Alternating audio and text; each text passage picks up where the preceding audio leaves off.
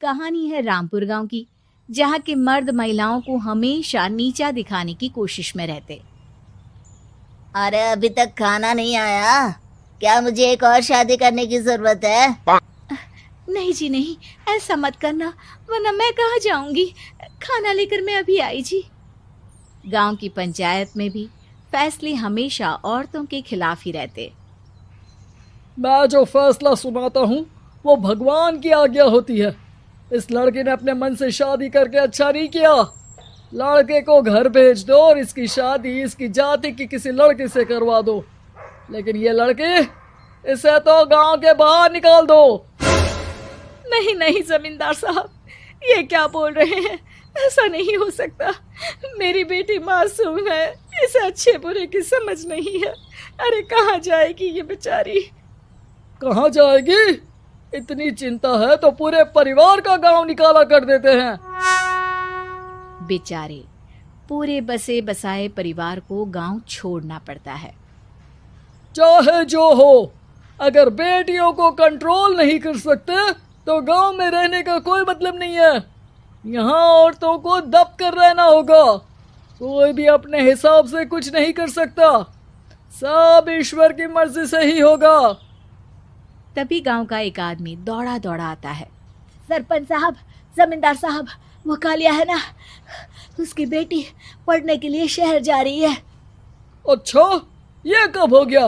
और कालिया की हिम्मत कैसे हो गई ऐसा करने की? लेकर आओ उसे और उसकी बेटी को। बस फिर क्या था, हाजिर हो जाते हैं कालिया और उसकी बेटी सरपंच के सामने। अरे कालिया, ये क्या सुनने में आ रहा है? बेटी को इंजीनियर बना रहा है तू? और ये बता, गांव में तो स्कूल नहीं है, फिर कहाँ से इतनी क्लास पास कर गई तेरी बेटी? राधा, जो कि कालिया की बेटी है, उसे लगता है कि सरपंच उसकी तारीफ कर रहे हैं। सरपंच जी, मैंने ऑनलाइन पढ़ाई की है, डिस्टेंस लर्निंग से। सभी में मैंने अच्छे नंबर पाए हैं, जिसे देखते हुए शहर की इंजीनियरिंग कॉलेज में मुझे स्कॉलरशिप मिली है। वाह जी वाह, क्या होती है ये? पहले तो ये बताओ, फिर आगे की बात करते हैं। पूरा गांव राधा की बात सुन रहा था और राधा बोलती जा रही थी। तो ऐसे मैं फ्री में एक अच्छी शिक्षा लेकर गांव में जो कुछ परेशानियां हैं, जैसे बिजली, पानी और इंटरनेट जैसी समस्याओं के लिए काम करूंगी। मैं गांव को शहर से जोड़ने के लिए पुल का निर्माण करवाने का प्रस्ताव रखूंगी। मुझे पूरी उम्मीद है कि जल्द ही हमारा गांव भी तरक्की की राह पर चल पड़ेगा। राधा की बात सुनकर सारे गांव वाले ताली बजाने लगते हैं। सरपंच को समझ नहीं आता कि वो क्या करे। चुप रह नादान लड़की, गांव के खिलाफ जाने के लिए तुझे गांव से बेदखल कर दिया जाएगा, वो भी पूरे परिवार के साथ। और हाँ, अगर ठीक से गांव में रहना चाहती है तो ये पढ़ाई लिखाई छोड़ दे। हम तेरे लिए गांव का कोई होनहार लड़का देखेंगे। तभी गांव का एक आदमी बोल पड़ता है। अरे नहीं नहीं सरपंच जी, राधा बिटिया जो बता रही है, अगर वैसा हो जाए तो हम लोगों को पैसा कमाने के लिए बाहर नहीं जाना पड़ेगा। हाँ जी, और ना ही कोसों दूर पानी के लिए भटकना पड़ेगा। हमारे बच्चे भी अच्छी पढ़ाई कर सकेंगे और आगे बढ़ेंगे, ना कि हमारी तरह खेती करते बैठेंगे।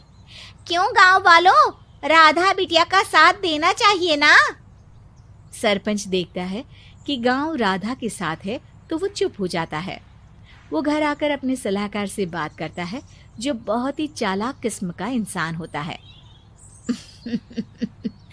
अरे सरपंच साहब, आपको बहुत ही होशियारी से काम लेना पड़ेगा।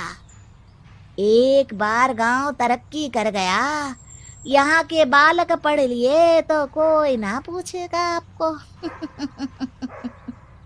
और फिर ये जो बेटा और बेटी है ना आपके, इनको भी आम लोगों की तरह ही जीवन जीना होगा। हाँ, लेकिन करे तो क्या करे? वो ना आप मुझ पर छोड़ दीजिए, बस मैं जैसा बोलूं करते जाइए। अगले रोज सुबह जब गांव वाले सोकर उठते हैं तो राधा के घर के बाहर और साथ ही वो लोग जिन्होंने राधा का सपोर्ट किया था, उनके घर के आगे लाल रंग से कल आऊंगी लिखा होता है। कल आऊंगी, यह क्या होता है? अरे यह तो खून से लिखा है, लगता है कोई भूत प्रेत या चुड़ैल का साया है। चलो सरपंच जी के पास चलते हैं। सभी सरपंच के पास जाकर उसे सारी बात बताते हैं। अरे ये तो बड़ी मुश्किल की बात है। चलो मैं एक बाबा को जानता हूँ, उन्हें बुला लेता हूँ। सरपंच बाबा को लेकर गांव के घर के बाहर जाता है। ओहो, तो ये वो चुड़ैल है जो उन लोगों को निशाना बनाते हैं जो गांव को बदलने का सपना देखते हैं। वो गांव को ऐसे ही संपन्न देखना चाहती है, वो नहीं चाहती कि कोई बाहरी यहाँ का कायाकल्प करे। क्या तुम लोगों में से किसी ने गांव को बदलने की सोच रखी है? तभी राधा की माँ रोते रोते आती है। मेरी राधा घर से गायब हो गई है। अरे कोई तो बचाओ, मेरी बच्ची कहाँ गई?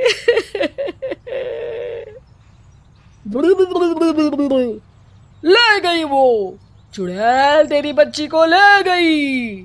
अब वो उसे श्रापित करके छोड़ेगी, उस पर चुड़ैल का साया हो जाएगा।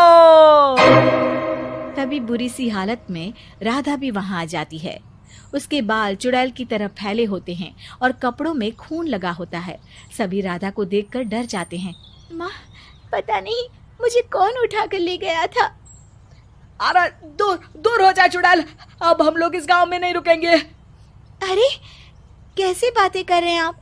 कल तो आप मेरे भरोसे गांव का हुलिया बदलने, अपने बच्चों को पढ़ाने और तरक्की उन्नति की बात कर रहे थे, तो आज क्या हो गया आपको? ये फिर तुम लोगों को बहकाएगी। ये चुड़ैल गांव में आ चुकी है, ऐसे ही ये तुम्हारे घर के बच्चों को भी ले जाएगी। गांव वाले राधा को गांव से बाहर निकाल देते हैं। उसके माँ बाप रोते रहते हैं, लेकिन गांव वाले नहीं मानते।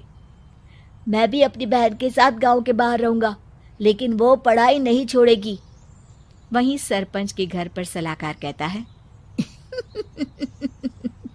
देखा, सांप भी मर गया और लाठी भी नहीं टूटी। लेकिन अगले ही दिन सरपंच के घर के बाहर भी वही शब्द लिखे होते हैं। और फिर सरपंच की बीवी कहती है, हमारी बेटी को किसी ने अगवा कर लिया है। तभी राधा का भाई वहां आ जाता है। अरे गांव वालों, मैंने सरपंच जी की बेटी को देखा था। वो चुड़ैल उसे उठाकर ले जा रही थी। अरे क्या मजाक कर रहे हो? नहीं नहीं सरपंच जी, आप नहीं जानते। वो चुड़ैल अब आपकी बेटी में आ जाएगी, जैसे राधा के अंदर आ गई थी।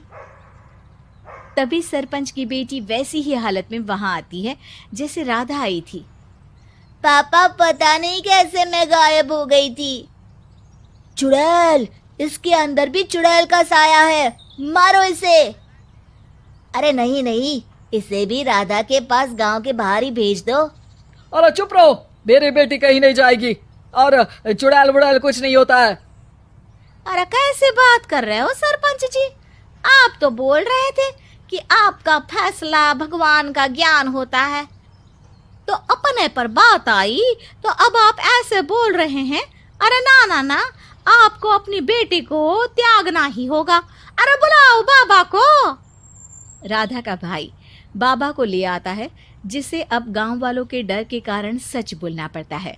मैं कोई बाबा नहीं हूँ, मैं तो मोची था। ये सलाहकार महोदय ने मुझे कहा था एक्टिंग करने को। वो मुझे पैसे देने वाले हैं। अब मुझे माफ कर दो। गलती हो गई, मुझे माफ कर दो। तभी वहां राधा आ जाती है। देखा सरपंच जी, जब गांव के बच्चे साक्षर होंगे तो आप जैसे लोगों की चालाकी नहीं चलेगी।